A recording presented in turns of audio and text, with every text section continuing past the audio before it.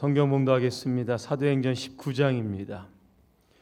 1절부터 7절까지 말씀입니다. 1절의 말씀부터 함께 합독하겠습니다. 아볼로가 고린도에 있을 때에 바울이 윗지방으로 다녀 예배소에 와서 어떤 제자들을 만나 이르되 너희가 믿을 때에 성령을 받았느냐? 이르되 아니라 우리는 성령이 계심도 듣지 못하였노라. 바울이 이르되 그러면 너희가 무슨 세례를 받았느냐? 대답하되 요한의 세례니라. 바울이 이르되 요한이 회개의 세례를 베풀며 백성에게 말하되 내 뒤에 오시는 이를 믿으라 하였으니 이는 곧 예수라 하거늘 그들이 듣고 주 예수의 이름으로 세례를 받으니 바울이 그들에게 안수하며 성령이 그들에게 임하심으로 방언도 하고 예언도 하니 모두 12사람쯤 되니라. 아멘. 예배소 교회 부흥이라고 하는 주제로 말씀을 드리겠습니다. 할렐루야. 아멘. 옆분과 인사하겠습니다. 100년의 역사를 넘어 부흥하는 교회가 됩시다.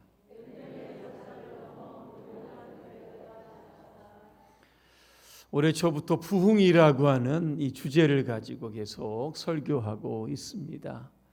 부흥이라고 하는 것은 침체되고 죽었던 것이 다시 살아나는 겁니다. 오늘 예배소 교회가 부흥을 합니다. 어떻게 하면 우리 교회도 예배소 교회처럼 부흥할 수 있을까? 그 비결을 조금 오늘 말씀드리려고 합니다. 먼저 예배소라고 하는 이 지역이 어떤 지역인지를 먼저 말씀을 드리겠습니다. 이 예배소는 지금 터키에 속한 도시로서 지중해 그 연안에 위치해 있습니다. 에게라고 하는 항구 도시입니다. 그리스와 로마의 어떤 문물들을 가지고 있다고 해서 2015년에 유네스코의 세계문화유산에 등재된 지역이 바로 이 예배소라고 하는 지역입니다. BC 1500년경에 그리스인들이 이곳을 침략을 해서 식민도시를 세웠습니다. BC 6세기에는 페르시아가 지배를 합니다. BC 4세기에는 그 알렉산더가 또 정복을 해서 지배를 하다가 BC 2세기에는 결국 로마에 의해서 예배소가 식민지가 되는 겁니다. 그러면서 지중해 교역의 중심 도시가 되었던 관문이 바로 이 예배소라고 하는 지역이었습니다. 여러분 잘 아시는 것처럼 예배소에는 기원전 6세기에 세워진 아뎀이라고 하는 큰 신전이 있었던 겁니다. 우상 숭배의 도시였고 황제 숭배의 도시가 바로 이 예배소였던 겁니다. AD 52년입니다. 바울이 2차 선교 여행 때 예배소를 잠시 들러서 교회를 세우게 됩니다. 그리고 본격적으로 오늘 3차 전도 여행 때는 2년간의 시간을 들여서 예배소 교회 부흥을 위해서 오늘 헌신하는 장면이 나와 있던 겁니다. 부흥하는 교회는 다 특징이 있습니다. 그 특징이 무엇일까? 오늘 세 가지 말씀을 드리면 첫째로 부흥하는 교회는 성령이 충만한 교회입니다. 성령님은 교회를 세우시기는 분도 하지만 교회를 부흥시키는 분이 바로 성령님입니다. 오늘 1절에 보니까 아볼로가 고린도에 있을 때 바울은 윗지방으로 다녀 예배소에 도착을 하게 됩니다. 윗지방이라고 하는 것은 그 소아시아의 지도를 보게 되면 예배소 위쪽에 갈라디아나 부르기아 땅을 의미하는 겁니다. 1, 2차 선교 여행 때 교회를 세웠고 그 교회가 든든하게 서가고 있는지를 가서 점검을 하고 위로하고 격려차 두 곳을 들렸다가 예배소에 도착을 하게 된 겁니다. 예배소에 도착을 하자 오늘 몇몇의 제자들을 만나게 됩니다. 그리고 그들에게 물어보는 겁니다. 너희가 믿을 때에 성령을 받았느냐 그랬더니 그들이 뭐라고 대답을 합니까? 아닙니다. 우리가 성령이 있다라고 하는 사실을 듣지도 못했다 그렇게 말씀합니다. 그러면 너희가 어떤 세례를 받았느냐 그랬더니 요한의 세례, 세례 요한을 뜻하는 겁니다. 이 세례를 받았다 그렇게 이야기를 합니다. 여러분 아마 이 몇몇의 제자들은 세례 요한의 제자들이었을 겁니다. 여러분 세례 요한은 누굽니까? 선지자입니다. 마태복음 3장에 보니까 유대 광야에서 메시지를 선포하는데 굉장히 강력한 야성을 가지고 선포를 합니다. 회개하라 천국이 가까웠느니라 그랬습니다. 그 메시지를 듣기 위해 사람들이 광야로 몰려들었던 겁니다. 복장을 보니까 낙타 털옷을 입고 메뚜기와 석청, 야생꿀을 먹으면서 지내고 있었던 겁니다. 요단강에서 회개의 어떤 메시지를 선포를 하면서 사람들에게 세례를 주었다라고 하는 겁니다. 그리고 그는 금식과 기도에 전념했다 그랬습니다. 아마 이 몇 명의 제자들은 아마 스승이 했던 신앙이었던 삶을 그대로 아마 답습했던 것 같습니다. 뭐 잘못된 것이 하나도 없는데 부족한 것이 하나 있었다는 겁니다. 그것이 무엇인가 하면 물 세례를 받았으면 성령 세례를 받아야 하는데 그들은 물 세례 거기에만 딱 수준이 머물러 있었다는 겁니다. 그래서 바울이 그들에게 안수했다 그랬습니다. 그러자 성령이 임하게 되었고 방언도 하고 예언도 하게 되었다. 모두 몇 사람이 그렇게 성령 받았습니까? 12사람쯤 되었더라 그랬습니다. 여러분 예배석 교회는 한국 교회의 지금 현 주소를 대변하고 있습니다. 교회 오시면 6개월 1년이 되면 세례식을 우리가 하게 됩니다. 부활절 전에도 저희가 세례식을 하게 되었습니다. 그때의 세례식은 물세례입니다. 이 사람이 이제 물세례를 통하여 죄 씻음을 받고 공개적으로 우리 봉산교회의 일원이 되었다라고 하는 그러한 세례식이었습니다. 하지만 많은 분들이 세례를 받고 난 이후에 우리의 성결교회 사중복음이었던 성결의 복음, 성령 세례를 통해서 거룩해지고 성결해지는 이 단계까지 나아가지 못하고 여전히 중생의 단계에 머물러 있는 성도들이 있다라고 하는 겁니다. 교회가 부흥하려고 하면 물 세례를 뛰어넘는 성령 세례가 있어야 하는 겁니다. 왜냐하면 성령께서 성령 받은 성도들을 통해서 강력하게 교회 안에서 역사하시기 때문에 그런 겁니다. 어떻게 하면 우리가 성령 세례를 받을 수 있겠습니까? 사도행전 2장에 보니까 성령을 사모해야 합니다. 그리고 그 성령 받기를 위해서 오로지 기도해야 하는 겁니다. 사도행전 1장에 보니까 예수님께서 승천하시기 직전에 제자들을 향해서 이렇게 말씀하십니다. 예루살렘을 떠나지 말고 아버지께서 약속하신 성령을 기다려라 그랬습니다. 너희가 몇 날이 못되어 성령으로 세례를 받으리라 그렇게 말씀합니다. 예수님 승천하신 이후에 120명의 성도들이 마가의 다락방에 모였던 겁니다. 성경에 보니까 오로지 기도했다. 오직 기도했는데 10일 동안 다락방에서 기도하는 겁니다. 오순절이 되었을 때 성령의 강림이 임하게 되었던 겁니다. 호련히 갑작입니다. 하늘로부터 급하고 강한 바람 같은 소리가 마가의 다락방 안에 가득하게 되었던 겁니다. 그리고 마치 불의 혀처럼 갈라지는 것들이 사람들에게 보이며 각 성도들 위해 하나씩 임했다 그랬습니다. 그들이 다 성령의 충만을 받고 방언으로 말하기를 시작을 했다 그렇게 말씀합니다. 여러분 성령 받기 전에 제자들은 어떠하게 여러분 살았겠습니까?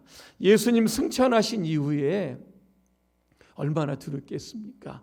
그동안 든든했던 예수님과 함께 다녔는데 그 예수님이 눈에 보이지 않는 겁니다. 두려웠습니다.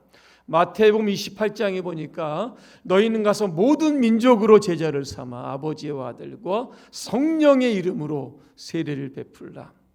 땅끝까지 이르러 주님의 증인이 되라 그런 사명을 주셨는데 꼼짝 못하고 그냥 그 자리에 서 있는 겁니다. 그리고 당시는 유대교와 로마에 의해서 기독교가 핍박을 받던 시대입니다. 자신이 그리스도인이라고 하는 신앙을 공개적으로 선언하게 되면 출교를 당하기도 하고 감옥에 가고 체포되고 또 매맞기도 하고 순교하는 일들이 비일비재했던 그러한 시대였습니다. 그런데 120명의 성도들이 여러분 성령을 받았습니다. 이제 마가다락방에 닫힌 문을 열고 세상 밖으로 나갔던 겁니다. 그 중에 여러분 베드로 하실 겁니다. 11 사도와 함께 군중을 향해서 이렇게 선포를 하는 겁니다. 예수님께서 여러분의 죄를 위하여 십자가에 죽으셨습니다. 3일 만에 부활하셨습니다. 예수님을 믿어야 구원받고 영생함을 받습니다. 이 메시지를 거리거리에 광장에서 시장에서 힘있게 오늘 베드로가 외쳤던 겁니다. 그때 사람들의 반응이 어땠는지 아십니까? 우리가 어떻게 하면 구원을 받을 수 있겠습니까? 베드로가 말합니다. 예수 믿고 회개하십시오. 세례 받으십시오. 그러면 성령을 선물로 받을 것입니다. 그랬습니다. 베드로가 1차 설교했을 때 3,000명이 회심을 합니다. 2차 설교했을 때는 5,000명이 회심을 하게 되었던 겁니다. 성령 강림으로 교회가 세워졌고 성령의 역사를 통해서 교회가 부흥하게 되었는데 그게 바로 예루살렘 교회였다는 겁니다. 에베소 교회 12명의 성도들 여러분 성령을 받게 됩니다. 아마도 오순절에 받았던 그 똑같은 동일한 성령의 역사를 경험하게 되었을 겁니다. 이들이 경험한 성령은 어떤 성령입니까? 불과 같은 성령이고 바람과 같은 성령입니다. 여러분 우리가 숨 쉴 때 나오는 바람 이런 것들을 기라고 합니다. 기라고 하는 것은 기운이라고 하는 뜻입니다. 기가 빠졌다고 하기도 하고 기운이 없다는 겁니다. 메가리가 없다고 그러는 겁니다. 이게 사람이 살았는지 죽었는지 잘 모른다는 겁니다. 성령은 거룩한 바람입니다. 거룩한 기운입니다. 그리고 거룩한 에너지입니다. 하나님께 사람을 만드시고 난 이후에 생기를 그 코에 불어넣어 주셨다는 겁니다. 흙으로 지어진 우리들이 움직일 수 없는데 생기가 들어가니까 성령의 바람이 들어가니까 생명이 되었다라고 하는 겁니다. 이처럼 성령을 받으면 죽은 영혼이 다시 살아나게 되는 겁니다. 기운 없어 늘 비실비실하던 그러한 영혼들이 다시 한번 성령을 통해서 다시 일어나게 되게 되는 겁니다. 오늘 우리 교회 안에 성령의 바람이 태풍처럼 불어오기를 주님의 이름으로 축복합니다.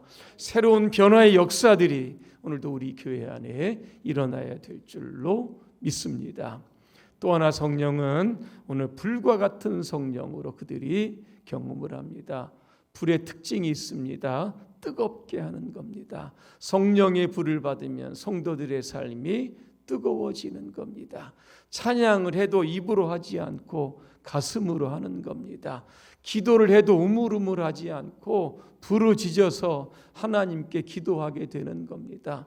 봉사를 할 때 그냥 마지못해서 하는 것이 아니라 기쁨으로 하게 되는 겁니다. 전도도 마찬가지입니다. 많은 사람의 이런저런 말도 있고 조롱도 하고 전도자를 무시하기도 하지만 그러나 성령께서 주시는 뜨거움, 전도의 열정을 가지고 메시지를 가지고 세상 밖으로 나가게 되는 겁니다. 우리 교회가 불같은 성령의 역사, 바람 같은 성령의 역사를 통해서 다시 한번 우리 교회가 부흥하게 될 줄로 믿습니다. 예전에 한 수도원에서 있었던 이야기입니다. 한 늙은 수도사가 이제 사업을 하는 젊은 사람에게 이렇게 이야기를 합니다. 물고기가 땅에서는 죽는 듯이 자네도 세상에 뒤엉키면 죽게 돼 있다네. 고기는 물로 돌아가야 하고 자네는 성령으로 돌아가야 한다 그랬습니다. 이 말을 듣자 사업가가 조금 화가 난 것 같습니다. 그럼 내가 사업을 다 그만두고 수도원에 들어오라고 하는 이야기입니까? 그동안 이루었던 이 사업을 다 정리하고 포기하라고 하는 이야기입니까? 그랬더니 수도사가 이런 이야기를 합니다. 내 말은 사업은 그대로 붙들고 있고 자네 마음 가운데 성령이 들어가야 한다, 이렇게 말했다고 합니다. 이처럼 성령은 개인의 삶을 살리게 되고 교회를 살리게 되고 나라와 민족을 변화시키는 그런 능력의 원천이 되는 줄로 믿습니다. 사람이 세상의 지배를 받으면 세상의 사람이 되는 겁니다. 성령의 지배를 받으면 하나님의 사람이 되는 겁니다. 우리 교회가 성령으로 충만해서 맡겨진 전도의 사명, 선교의 사명 잘 감당하시기를 주님의 이름으로 축복합니다. 두 번째, 부흥하는 교회는 말씀 충만한 교회가 되어야 하는 겁니다. 오늘 우리가 읽지 않았지만 8절 말씀에 이렇게 보니까 바울이 예배소에 있는 회당에 들어가서 3개월 동안 강론했다 그랬습니다. 강론의 주제는 예수 십자가 부활의 복음이었습니다. 그런데 그 말씀을 듣기 싫어하고 비방하는 사람들이 있었다 그럽니다. 성경 그들을 가리켜서 뭐라고 이야기하냐면 마음이 굳어서 순종하지 않는 사람들이다 그랬습니다. 아니, 회당에 와서 말씀이 듣기 싫으면 회당 밖으로 나가면 되는데 끝까지 그 자리에 앉아 있으면서 비방을 하고 말씀 듣는 사람들의 분위기를 망치고 있었다는 겁니다. 바울이 이렇게 해서는 안 되겠다 싶어서 따로 제자들을 세우게 됩니다. 그러면서 강론의 장소를 옮겼던 곳이 바로 두란노 서원이었던 겁니다. 두란노라고 하는 곳은 당시 예배소의 아마 학자였다, 그렇게 성경 학자들은 이야기를 합니다. 그가 세운 바로 이 서원인, 철학을 강의하는 그런 서원이었다고 합니다. 바울이 이곳에서 여러분 몇 년 동안 합니까? 2년 동안 하나님의 말씀을 선포하게 됩니다. 이 베자 4번에 보니까 바울이 오전 11시부터 오후 4시까지 강론했다 그랬습니다. 아마 이 시간대에는 아마 점심 시간대다 보니까 철학 강의가 없었던 때다, 그렇게 이야기를 합니다. 사도행전 20장에 보니까 주야로 눈물로 하나님의 말씀을 가르쳤다 그랬습니다. 왜 바울이 그렇게 가르쳤겠습니까? 이유는 단 한 가지입니다. 말씀이 들어가야 믿음이 생기기 때문에 그런 겁니다. 어떤 말씀입니까? 하나님의 말씀입니다. 그래서 데살로니가 성도들은 말씀을 받을 때 사람의 말로 받지 아니하고 하나님의 말씀으로 받았다. 진실로 그러하도다. 아멘이라고 하는 뜻입니다. 말씀이 선포되면 오늘 나에게 주시는 말씀으로 아멘했던 겁니다. 그런데 데살로니가 교인보다 더 하나님의 말씀을 간절히 받았던 사람들이 있었는데 바로 베레아 사람들입니다. 그들이 어떻게 말씀을 받았냐면 사도행전 18장 11절에 이렇게 되어 있습니다. 베레아에 있는 사람들은 데살로니가에 있는 사람들보다 더 너그러워서 간절한 마음으로 하나님의 말씀을 받고 이것이 그러한가 하여 날마다 성경을 상고함으로 그 뒤에 보니까 그 중에 믿는 사람이 많았더라 그랬습니다. 더 너그럽다라고 하는 것은 오픈 마인디드라고 되어 있습니다.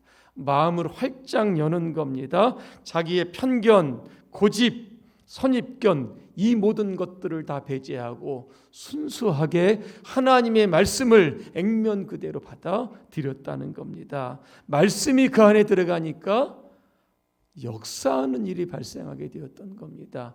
데살로니가 전서 2장 13절입니다. 이 말씀이 또한 너희 믿는 자 가운데서 역사한다 그랬습니다. 이 역사가 무슨 뜻이냐면 원어로 에네르게이타이라고 하는 뜻입니다. 여기에서 에너지라고 하는 영어 단어가 나왔던 겁니다. 그런데 이 단어가 나왔던 히브리서 4장 12절에 보니까 하나님 말씀은 살아있고 활력이 있다 그랬습니다. 활력에 해당되는 단어가 바로 이 에너지라고 하는 단어입니다. 하나님의 말씀이 들어가면 우리 안에 어떤 일이 일어나게 되냐면 히브리서 4장 12절입니다. 하나님의 말씀은 살아있고 좌우에 날쌘 어떤 것보다도 예리하여 혼과 영과 관절과 골수를 찔러 쪼갠다고 했습니다. 마음의 생각과 뜻을 판단한다 그랬습니다. 하나님의 말씀이 우리 안에 들어오면 엄청난 변화가 일어납니다. 잘못된 것들을 다 도려내게 됩니다. 그리고 말씀을 통해서 더 강건한 믿음의 사람이 되는 겁니다. 제가 어저께 서울 출장 중이던 어떤 분과 통화를 한번 했습니다. 목소리를 이렇게 전화로 들어보니까 아마 감기가 조금 걸리신 것 같습니다. 출장 중에 피곤하지 않으십니까? 제가 이렇게 물어보니까 그분이 이렇게 대답을 했습니다. 낮에는 열심히 일하고 밤에는 숙소에 들어와서 하나님의 말씀과 찬송과 기도를 하니까 힘이 납니다. 제가 그대로 지금 전화 내용을 여러분에 말씀드리는 겁니다. 뭡니까? 지쳐 있다가도 말씀이 들어오니까 말씀이 그 사람을 세웠다는 겁니다. 생기 있게 만들었다는 뜻이고 활기 있게 만들었다라고 하는 뜻입니다. 그래서 말씀이 들어오는 교회가 결국은 왕성하게 일어나게 되는 겁니다. 그래서 우리가 코로나 이후에 우리가 전교인 성경 통독 일독을 하시라고 했던 이유가 바로 여기 있는 겁니다.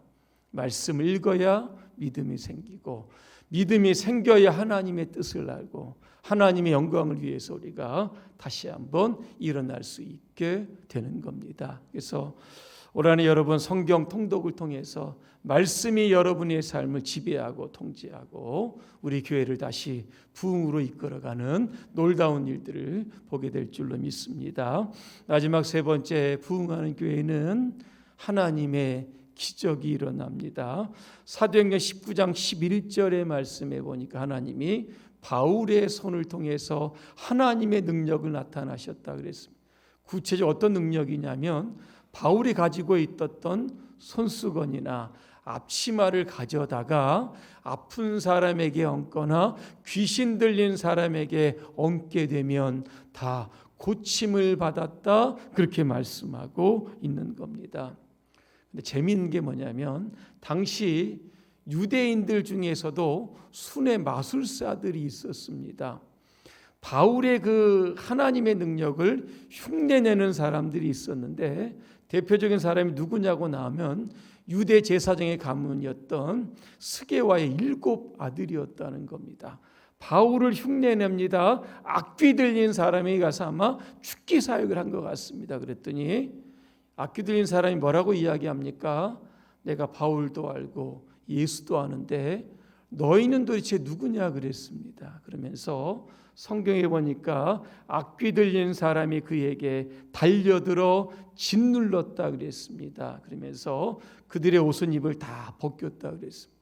상처를 입고 그들이 집에서 도망했다 그랬습니다.